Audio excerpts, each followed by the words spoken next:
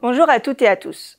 Je suis Chloé Gardès, journaliste juridique chez L'Ami Liaison pour le site actualitédudroit.fr. Merci de nous retrouver pour une nouvelle vidéo d'actualité. Aujourd'hui, on se penche sur le métier de président d'audience de comparution immédiate. Pour rappel, la comparution immédiate est une procédure correctionnelle accélérée utilisée lorsque les faits sont en état d'être jugés. Elle vise à saisir le tribunal correctionnel en faisant comparaître immédiatement une personne à laquelle le procureur de la République a fait connaître les faits qui lui sont reprochés. Alors imaginez-vous une salle d'audience avec au milieu une barre à laquelle se trouve le prévenu et en face de lui ou elle, un juge entouré de 2 assesseurs. Ce juge, c'est le président d'audience. Alors comment en arrive-t-on à cette fonction? Quelles sont ses relations avec ses partenaires juridiques? Ou encore, quelle est sa journée type? Ces questions, nous allons les poser à Mélanie Bello, présidente de la 23e chambre correctionnelle du tribunal judiciaire de Paris.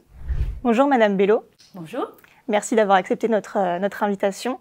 Alors vous êtes présidente de la 23e chambre correctionnelle du tribunal judiciaire de Paris. Alors en quelques mots, pouvez-vous nous parler de votre parcours afin d'arriver à cette fonction? Alors j'ai commencé avant de faire du droit par une année de classe préparatoire littéraire, une Hippocagne, après avoir passé 1 an en Allemagne, un pays que j'affectionne beaucoup. J'ai choisi ce métier de magistrat par goût du service public. Moi je viens plutôt d'une famille d'avocats et je voulais avoir en ligne de mire l'intérêt de la société, me sentir utile. Ce qui est extraordinaire aussi dans la magistrature, c'est que vous avez énormément de fonctions. Quand vous êtes au parquet, au siège ou à la chancellerie, en détachement, vous avez énormément de possibilités de vous rendre utile, de servir à Paris, en province, en outre-mer, également dans le cadre de disponibilité, donc de détachement. Donc toutes ces expériences sont très très riches. C'est très intéressant de commencer par le parquet. Le parquet, c'est une école d'humilité, on travaille en équipe. Le juge, il juge sur un petit nombre au final d'affaires. Mais les parquetiers sont en lien direct avec les enquêteurs et énormément de réponses judiciaires sont apportées en dehors de la saisine du juge qui concerne finalement une minorité d'affaires. Donc c'est une école vraiment de l'humilité, c'est très formateur de passer par le parquet, je recommande vraiment ça aux collègues qui sortent de l'école. Quand on est magistrat, c'est qu'on aime vivre dans la cité. On n'est pas hors sol, on n'est pas que des techniciens du droit. On doit avoir des capacités d'empathie, de compréhension, de recul, un esprit critique. Toutes les expériences que j'ai pu faire en Allemagne, en Tunisie, au siège, au parquet, à l'instruction, en disponibilité, ça construit, ça nourrit au quotidien ma pratique de présidente d'audience correctionnelle. Il faut bien comprendre que la comparution immédiate, c'est une audience vraiment très particulière, terrible et attachante en même temps. J'encourage vraiment les étudiants, les jeunes, mais tous les citoyens à venir quelques heures. Il y en a tous les jours, il y en a plusieurs par jour, venez.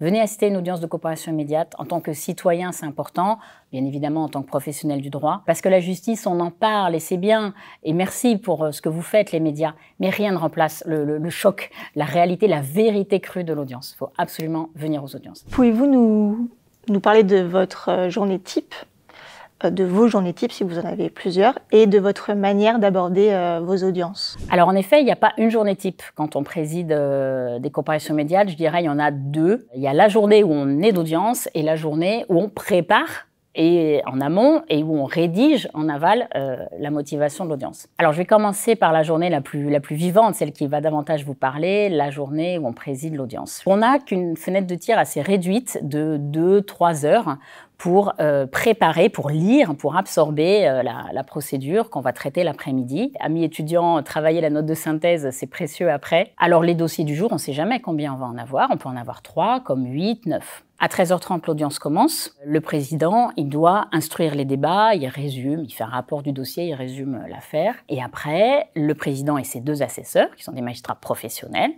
vont délibérer dans une salle derrière, secrète. Et après, on vient rendre le délibéré, on vient annoncer la décision, en audience publique toujours, et on explique en quelques mots à la personne, voilà, pourquoi on a décidé de la culpabilité ou de la relaxe, et pourquoi on estime que telle peine est juste. Alors la journée où on n'a pas d'audience, on a essentiellement 2 missions, c'est de préparer les dossiers qui viennent sur renvoi, et de motiver après les dossiers qu'on vient de juger. J'aborde les audiences avec un mot-clé qui est je dirais la pédagogie. On peut ne pas être d'accord avec ce qui nous arrive quand on passe au tribunal. On peut le comprendre, hein, qu'on soit prévenu bien sûr, mais également victime. En revanche, on doit comprendre ce qui nous arrive. C'est vraiment une question de dignité pour moi. Donc j'essaye de m'adapter aux prévenus. Alors c'est pas toujours facile, mais j'essaye de m'adapter, j'essaye d'être claire, pour que les gens comprennent ce qui leur arrive. Et j'explique pourquoi, en quelques mots. C'est quelques mots, mais je trouve que c'est important pour la personne. Et bien évidemment, on les informe qu'ils peuvent faire appel dans le délai de 10 jours s'ils estiment que c'est conforme à leurs intérêts. Mais c'est rare. J'ai peu d'appels. Mais ce qui fait l'intérêt, moi, je trouve, de la comparution immédiate, c'est pas tant le contentieux, c'est pas tant le contenu des dossiers, que justement cette attention qu'on va arriver à apporter à chacun, malgré les conditions difficiles de l'urgence pénale. Et que chacun sorte, qu'il soit 20h, qu'il soit minuit, qu'il soit 3h du matin, comme j'ai pu avoir au moment des violences urbaines, en se disant, bon, la justice est passée, j'ai été écoutée. Si j'ai réussi ça, j'ai réussi ma mission de service public. Enfin, il est de notoriété publique que les relations entre les magistrats et les avocats n'ont pas toujours été au beau fixe. D'ailleurs, le 21 mars dernier, la journée nationale de la relation entre les magistrats et les avocats a eu lieu à travers toute la France. Alors, dans un premier temps, que pensez-vous de cette initiative?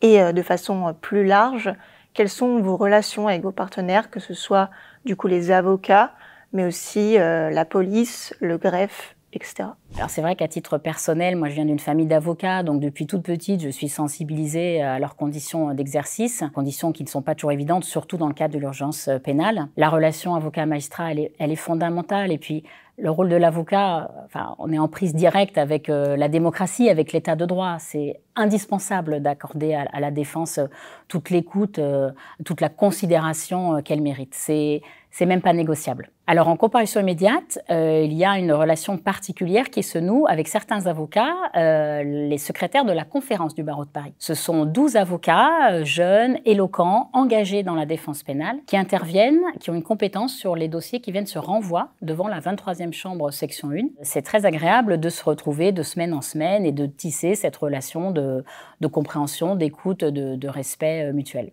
Sur les relations avec les autres partenaires, elles sont précieuses également. Moi, j'ai beaucoup de considération pour mes partenaires. Je pense bien évidemment aux greffiers, sans lequel le magistrat n'est rien. Les policiers, je vais également à leur rencontre dans le cadre de stages.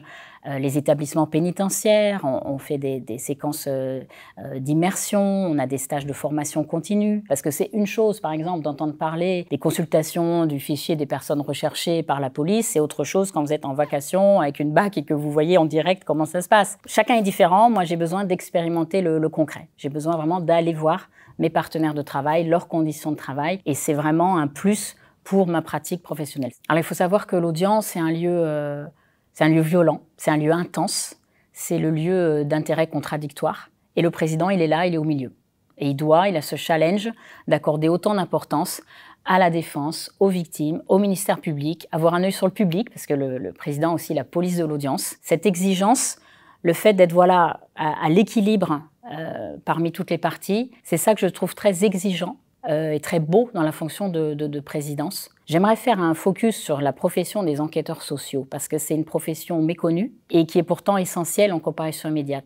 En comparution immédiate, on juge en général, pas toujours, mais en général des gens récidivistes, voire multirécidivistes. Je vous ai dit, on parle des faits, on va bien évidemment juger en fonction de la gravité des faits, mais aussi en fonction des éléments de personnalité. Et la personnalité, c'est essentiellement deux choses, le casier judiciaire, et on est également sur des éléments de personnalité, c'est-à-dire essentiellement est-ce que la personne travaille? Est-ce que la personne a une famille? Est-ce qu'elle a un domicile? Puisqu'en fonction des peines, on n'aura pas la même marge de manœuvre. Et les personnes qui vont nous renseigner, en plus bien évidemment des prévenus et de leurs avocats, sur la situation personnelle, c'est les enquêteurs sociaux rapides, alors à Paris, l'APCARS. Et ça, je voulais vraiment faire ce focus sur cette profession parce que autant on connaît à peu près, et de plus en plus, et tant mieux, le travail précieux, considérable des greffiers, le travail des avocats qui sont essentiels à la démocratie, à l'état de droit, le travail des policiers qui nous fournissent nos procédures, qui sont en première ligne avec la délinquance. Autant on connaît moins le travail des enquêteurs sociaux, or